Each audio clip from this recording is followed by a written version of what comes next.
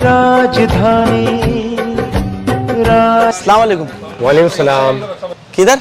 भाई फैमिली के साथ कपड़े लेने आया था। अच्छा, तो ये तो लेडीज शोरूम है ना? लेडीज़ और जेंट्स दोनों भाई। तो अच्छी क्वालिटी के? बढ़िया क्वालिटी के लेडीज़ और जेंट्स दोनों हैं। तो मैं देखूं भाई? देखिए ना, आप जाइए। राजधानी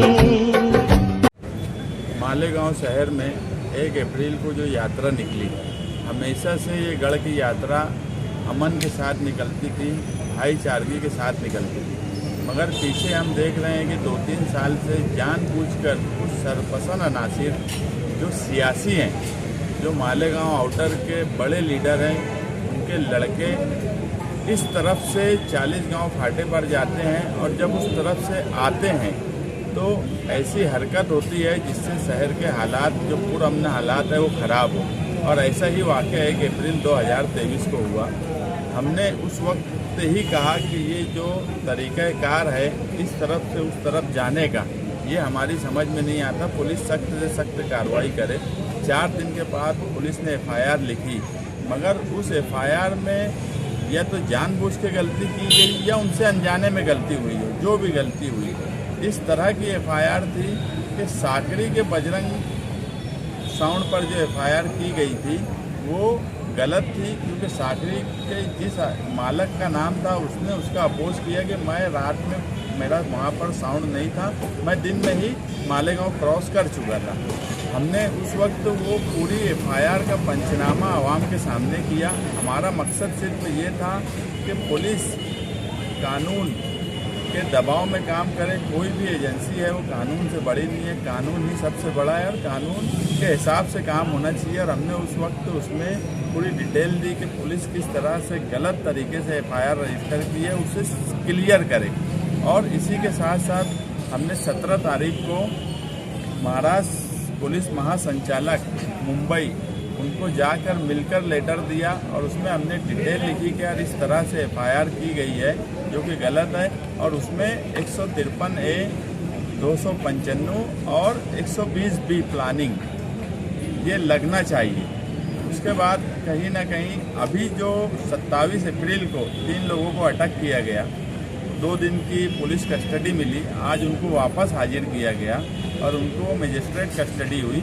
और उसी के उसमें हमने आज मैंने खुद इंटरविनर हुआ एडवोकेट अजीम खान साहब, एडवोकेट तौसीफ साहब के थ्रू मैंने बेल एप्लीकेशन अपोज हो और जज के सामने उस वक्त क्या हुआ था, क्या वीडियोज़ हैं, क्या फ़ोटोज़ हैं, वो सबके सब जज साहब के सामने आना चाहिए। इसलिए इंटरविनर हुआ, क्योंकि कोई भी चीज़ हो, अभी सुप्रीम कोर्ट का करण का मामला है कि सुप्रीम कोर्ट ने बोली कि यार हेड स्पीच और इस तरह से कॉन्स्पिरेसी करके कोई चीज़ जो भी लोग कर रहे हैं उन पर सख्त से सख्त कार्रवाई होना चाहिए। और उसी में ऐसा भी कहा गया कि अगर इस तरह की कोई हरकत की जाती है तो कोई आम आदमी भी उस पर ऑब्जेक्शन ले सकता है।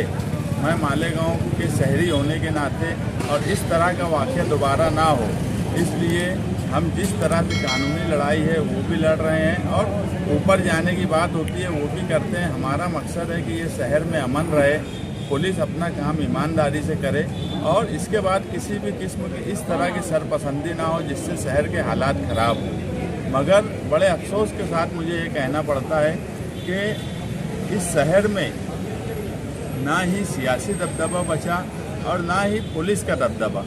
हमारा मकसद सिर्फ ये है कि शहर में आवाम का दबदबा रहे, शहर में पुलिस का दबदबा रहे। कानून से बड़ा कोई नहीं हो सकता। जो भी लोग इस मामले में हैं, वीडियो में जो लोग पत्थर मारते हुए दिख रहे हैं, उन सबको अटक होना चाहिए, क्योंकि अगर उन लोगों को आज हमने कानूनी पंजे में नहीं पकड़ा या कानूनी पंजा उनके ऊपर शिकंजा सख्त नहीं किया तो कल उनकी और हिम्मत खुलेंगी। और इस पूरे मामले में जो पुलिस ने बाद में ऐड की है कलम 120B और 153A, तो 120B जो है कि कॉन्स्पिरेसी प्लानिंग किसने की, किस सियासी लीडर के बेटे ने उससे 4 दिन पहले किस तरह के पॉम्पलेट व्हाट्सएप पर चलाए, किस तरह से यहाँ से 40 गांव फाटे पर गए, ये सारी चौकसी होना चाहिए। जो बजरंग साउंड है जिसके 10:05 पर उस तरफ से आने के बाद ये पथराव और दूसरे वाक़यात हुए, उसमें कई दुकानों पर पथराव हुआ, कई लोग जख्मी हुए। तो इन सारे मामलों में जो प्लानिंग किया है, जिसने बजरंग साउंड को पैसा दिया है, मैंने इससे पहले भी बोला कि 12 नवंबर के मामले में जिस अब्दुल रहीम पुकारे वाले को 200 रुपया दिया गया था, उस पर भी कार्रवाई की गई थी। और बजरंग साउंड को 20,000 रुपया किसने दिया, उस पर भी कार्रवाई होना चाहिए। और इस पूरे मामले में जो लोग भी इन्वॉल्व हुए हैं उन सब पर कार्रवाई होना चाहिए। अभी मैं ये बात मानता हूँ कि पुलिस ने जो कलम ऐड की है 153 है और 120 भी, ये इसके लिए मैं पुलिस का शुक्रिया भी अदा करता हूँ। अगर पुलिस कार्रवाई सही ढंग से करे तो हमारी पुलिस से कोई लड़ाई नहीं है। हमारा मकसद ये है कि एजेंसियाँ कानून से बड़ा किसी को ना माने और कानून ही सबसे बड़ा है यही माने और इस शहर में अमन रहे। इसके लिए आगे इस तरह की हरकत ना हो, हम कोशिश कर रहे हैं और इसी कोशिश का ये नतीजा है कि कहीं ना कहीं इस मामले में अभी 3 लोगों को अटक किया गया। और हम पुलिस से यही गुजारिश करेंगे कि आगे भी इस मामले में जो लोग भी शामिल हैं, जो पत्थर मारते हुए दिख रहे हैं, जो पर्दे के पीछे से इस पूरी साजिश को अंजाम दिए है, उन सबको अटक किया जाए।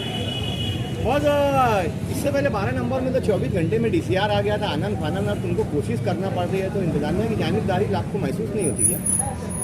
तो पहले अगर आप देखेंगे तो सबसे पहले मैंने ही ये बात बोला कि यार इंतजामिया की कार्रवाई बराबर नहीं है।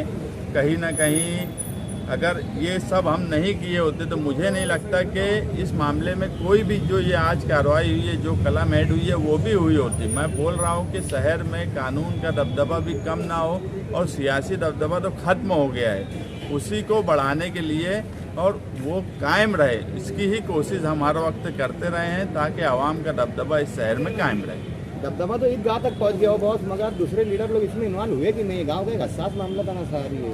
इससे ज़्यादा हसास मामला क्या हो सकता है कि कुछ लोग प्लानिंग के तहत आकर हम पर पत्थर मार के जाते हैं, हमारी दुकानों को तोड़ते हैं, इस्तेहाल अंगेज नारे लगाते हैं, गालियाँ देते हैं। उसके बाद भी लीडरान अगर चुप है तो ये बेशर्मी की इंतहा है।